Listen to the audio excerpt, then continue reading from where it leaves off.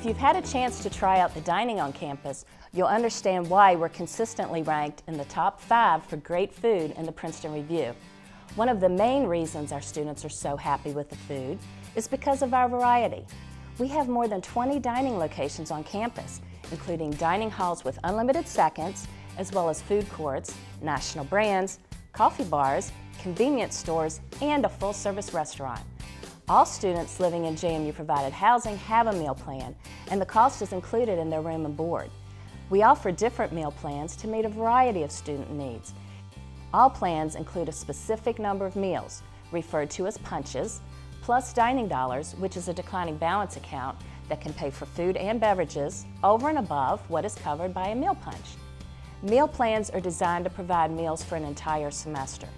For many students, their dining dollars also last a semester. But if a student's dining dollars run out, more can be added. We call them Dining Dollars Gold, and they will carry over from year to year. The JMU Access Card, known as the JACK Card, is the official university ID. It is programmed with each student's meal plan, both punches and dining dollars. It also provides access to the student's residence hall and entry into sporting events.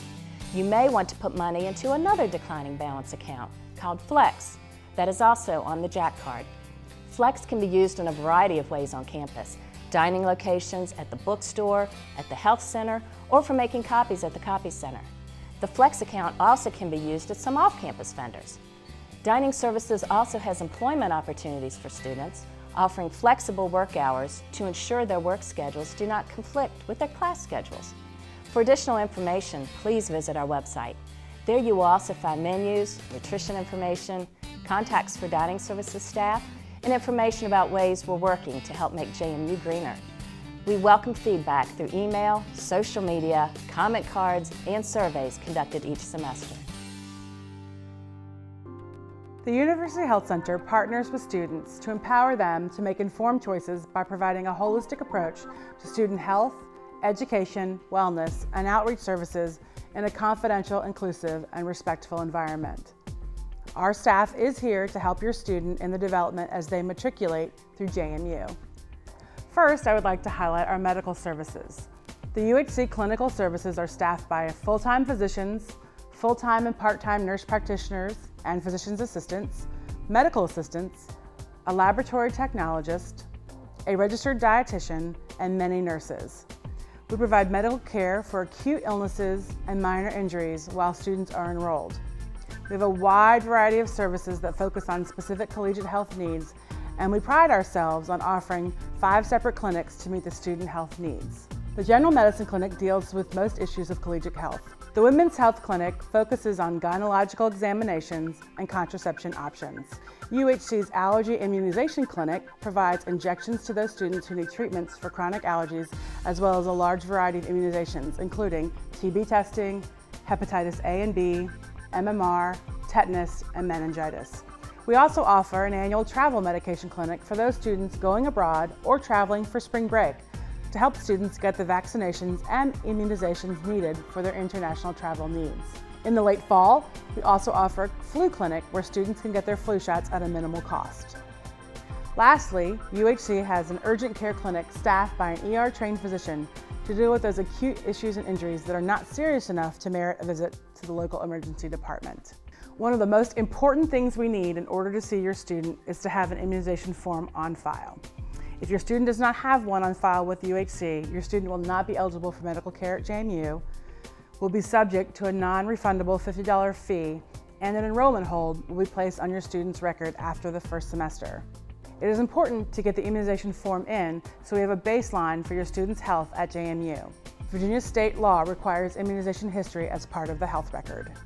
The Health Center is open during regular university business hours and on Saturday morning. A Health Center visit is free for enrolled students during the academic year. Some services provided by UHC do include a separate charge, like testing and lab work. Payment for those services is expected at the time of service. We accept cash, checks, flex, and credit cards.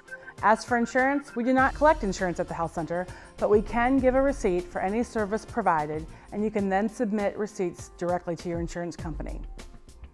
We encourage parents to check with their insurance provider to see if your policy covers specialists in the area, should your student need to be referred out or need to visit the emergency room. We also ask that your student have a copy of their insurance card with them in the event that it might be needed. For after hours and for serious acute care, we encourage students to visit the Rockingham Memorial Hospital on Port Republic Road. We have a wonderful working relationship with them and feel confident in the care that they can provide when the health center is not open.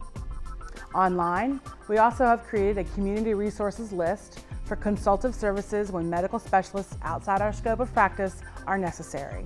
Aside from the clinical needs of our student body, the Health Center also offers 2 outreach arms for health and wellness. The first is UHC's Student Wellness and Outreach, which coordinates university-wide health promotion programs and initiatives on a variety of health and wellness topics. The second outreach entity is the Office of Substance Abuse Prevention.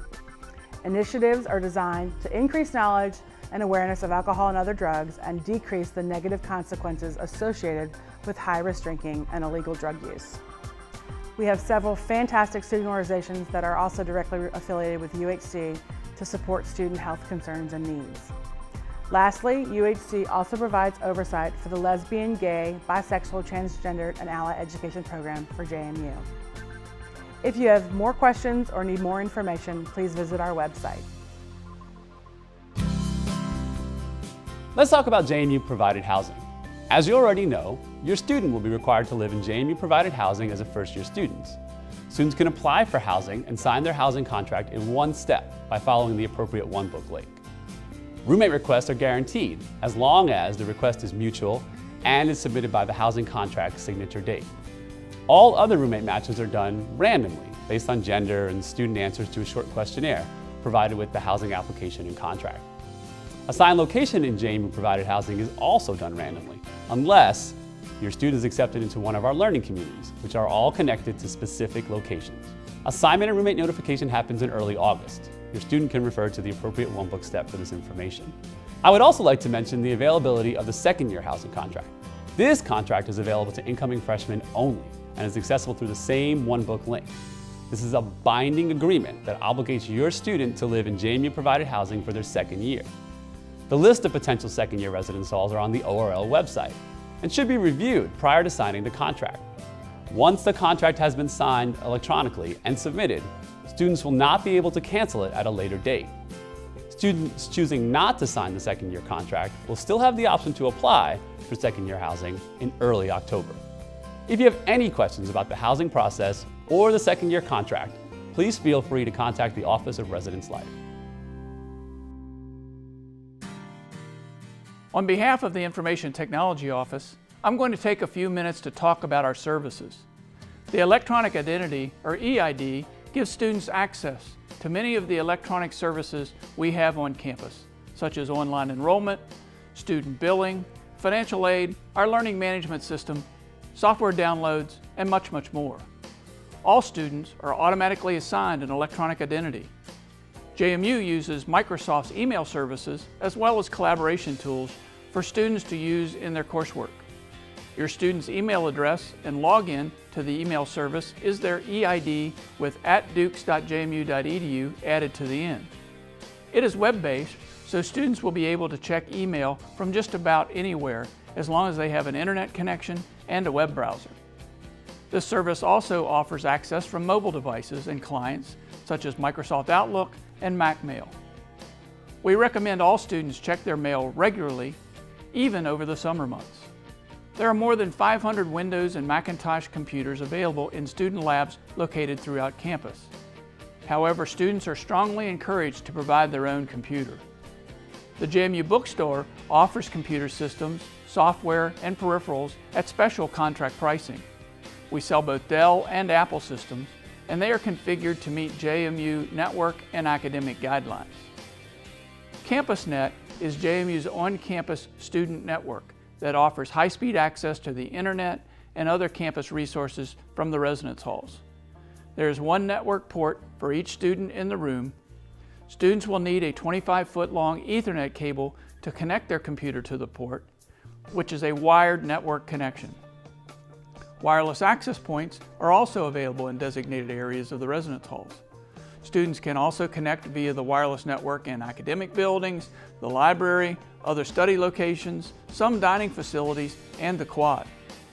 If your student has trouble connecting to our wireless network, we offer a wireless open house in the fall, and students can bring their computer to us. We will make sure they have the proper software installed, make sure it works with our wireless network, and answer any other wireless questions they may have at that time. When students move to JMU in August, IT holds its annual CampusNet Move-In Bonanza, or CMIB. During CMIB, our staff will be available in designated areas around the residence halls to assist you with networking your student's computer as they move into their room. Students have access to our computing help desk for answers to their computing questions. Your student may call, walk in, or visit us online. We have a large self-help web area so students can answer many of their questions just by going to our self-help location. The help desk is open 67 hours a week. If your student is the one always answering the computer questions for friends and family, we employ approximately 100 students across several areas of information technology. Like many universities, we have developed an emergency notification system. We utilize a multifaceted approach through a text messaging and voice calling system, email, siren and public address system, as well as other methods to notify your student of a campus emergency. Through the OneBook, your student has already signed up and chosen their preferred method of communication. Please remember that this information is available on our webpage, and most of it is available in the OneBook. Applying for financial aid for the first time can seem like an overwhelming process, but we've tried to make it as easy as possible by requiring only one form, and that form is the free application for federal student aid, called the FAFSA for short. And you can find the FAFSA on the web at www.fasfa.gov. When the FAFSA is completed, it goes to the federal government, and then two things happen after that.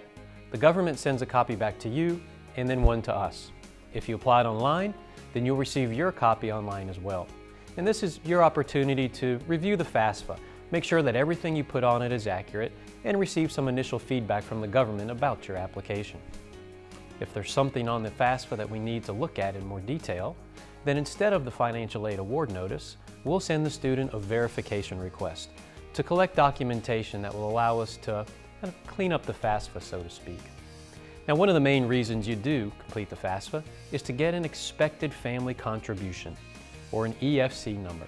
And that number is the direct result of the information you put on the application. In short, it's the amount of money the federal government believes the student and his or her family can pay towards educational expenses for the award year. Now, we take that EFC number and we subtract it from the cost of attendance, which is what we estimate it will cost the student to attend JMU for the school year. The difference is the student's financial need, and that's when we start making financial aid awards. Now, we always look at giving students grant dollars first. Then we go to the subsidized direct loan, Perkins loan, and finally, federal work study. These are all the need-based financial aid programs. If the student doesn't have any need, or we've given all the need-based aid we can, and there's still a gap in having enough aid to cover the anticipated costs, then we'll look at awarding the student an unsubsidized direct loan or the federal Parent Plus direct loan to the student's parents. Students will be notified of their eligibility through the electronic award notice process. Now, the email they receive in this process will direct them to their My Madison account, which is where they'll reply to the notice. One of the main questions we receive is, what is the difference between a subsidized and an unsubsidized direct loan? Well, for a subsidized direct loan, it simply means that no interest is being charged to the student while he or she is in a qualified period of deferment. Now, in most cases, this means the student will not be responsible for paying the interest as well as the principal of the loan until after graduation. For an unsubsidized direct loan, the interest is accruing in the name of the student while he or she is in school. The student has two choices to make. The first is to make interest-only payments while in school, while the second is to have the interest added into the loan during school. And the latter option will obviously be more expensive, as it means the students will end up paying interest on top of interest once repayment begins. Now, we always start by giving the student as much subsidized direct loan money as possible before we ever go into the unsubsidized loan. Now, student employment is becoming a more and more prevalent means to help pay for college, and we have three main employment options for students. The first is federal work-study, which is a need-based financial aid program. Next is institutional employment, which has nothing to do with financial aid. The FAFSA doesn't even have to be completed. It's just like a part-time job anywhere else, but it just so happens that it's generally on campus. There are anywhere from 2,000 to 3,000 students working on campus during any given year. The third option is off-campus employment. If you go to the financial aid webpage, you can find out more about each of these employment programs. Now, there's a big difference at JMU in how scholarships are awarded to first-year students and returning students. For first-year students, the majority of the scholarships are awarded through the admissions process and the academic departments on campus. And you can find out more about scholarships at JMU by going to the scholarship section of our website. Just click on the scholarship link and it will tell you what you need to do to apply. Best place to go for more information regarding financial aid and/or financial literacy issues such as budgeting, debt management, or other topics is our website. The University Business Office collects tuition and fees for the university. All tuition and fees are due by the first Friday of the semester. To make paying as easy as possible, we've set up a one-stop resource for viewing student accounts and making payments. We call it QuickBill. Getting access to QuickBill is easy. Your student simply logs into MyMadison, clicks the link, and assigns you a username and password. Once they've done that, you'll have access to a variety of resources that will help you navigate your student's JMU account. You'll have access to the student bill, which will be posted in August. You'll have access to see changes to the account in real time. You'll have access to make payments online, and you'll have access to set up a monthly payment plan. But perhaps most importantly, we'll be able to discuss the student's account with you. We can only talk about the accounts with authorized payers, so even if you plan to send a check and get everything out of the way early, you'll still want to be set up in case you ever need to discuss your student's account. Let me go into a little bit more detail on each of these items. First, the student bill. The bill will show the student's tuition, room, and board charges as of the billing day. It will also show any expected financial aid.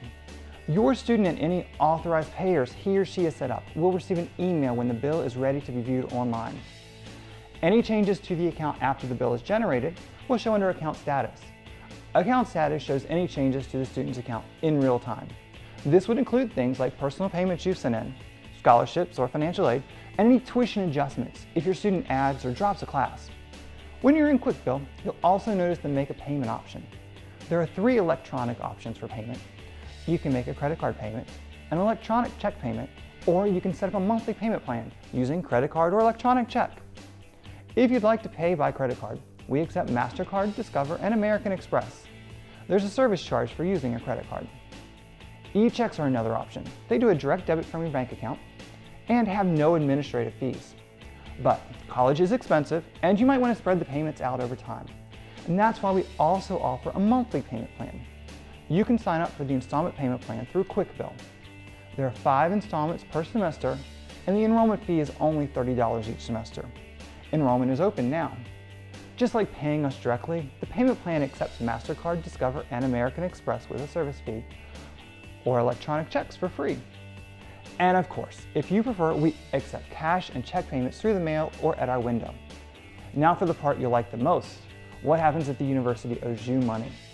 If scholarships or loans overpay the student account, we'll generate a refund. Here's how they can be prepared. This summer, your student will receive a green envelope in the mail, which contains a black plastic card with their name on it and a unique ID number. Don't throw the card away. It's needed to set up refund preferences for any student refund. This green envelope is from our vendor, Hire One. Even if you don't think your student will ever have a refund, they need to go ahead and select a preference just in case. This refund method only applies to students. Parent Plus refunds are refunded separately. Don't forget, look for the green envelope and keep the black card. More information on these and other topics related to the University Business Office are available on our website.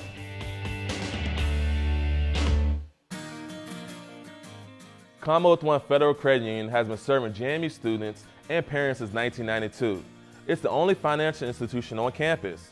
We're located in Gibbons Dining Hall and have ATMs throughout campus.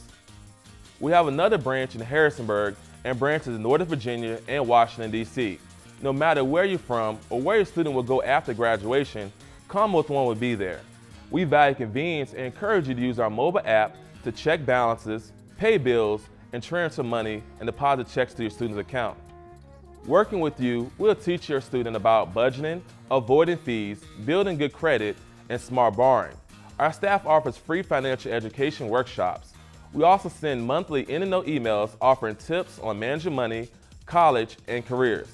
We offer Student One no-fee checking with a debit card, which connects to a free online financial management program. This helps your students set and monitor spending goals, pay bills on time, and stay on budget. Students can avoid the most common checking fees by using our campus ATMs or our network of surcharge-free ATMs nationwide.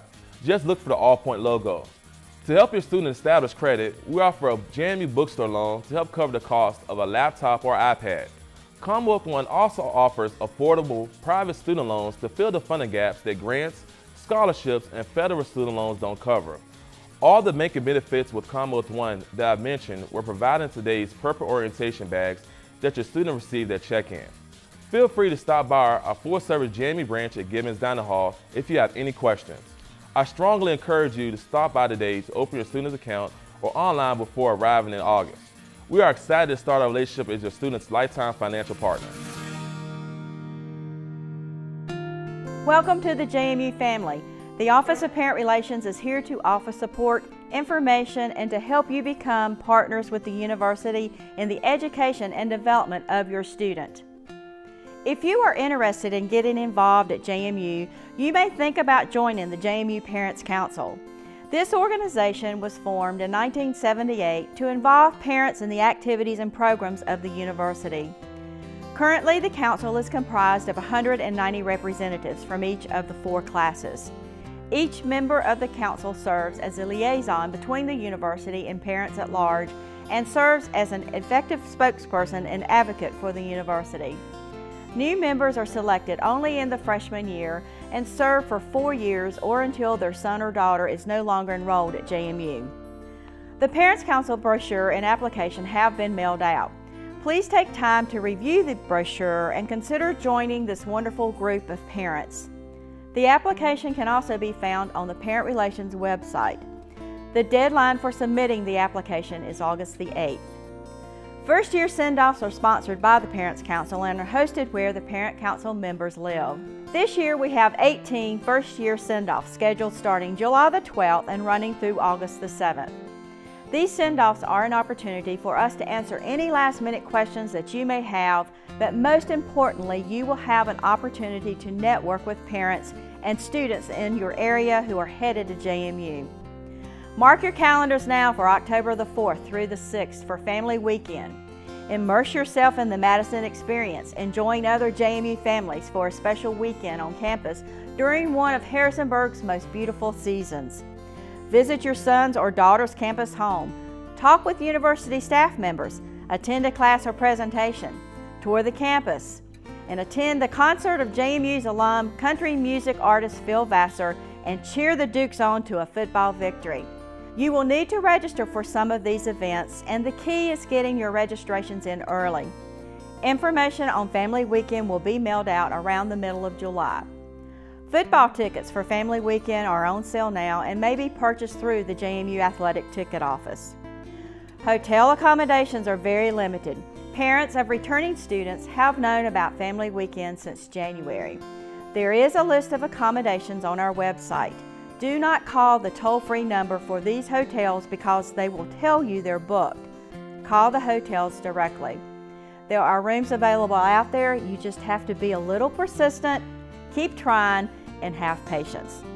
As part of the university's effort to stay connected to parents and families, we encourage you to keep your email information updated so we can send you our newsletter, The Madison Family Connection.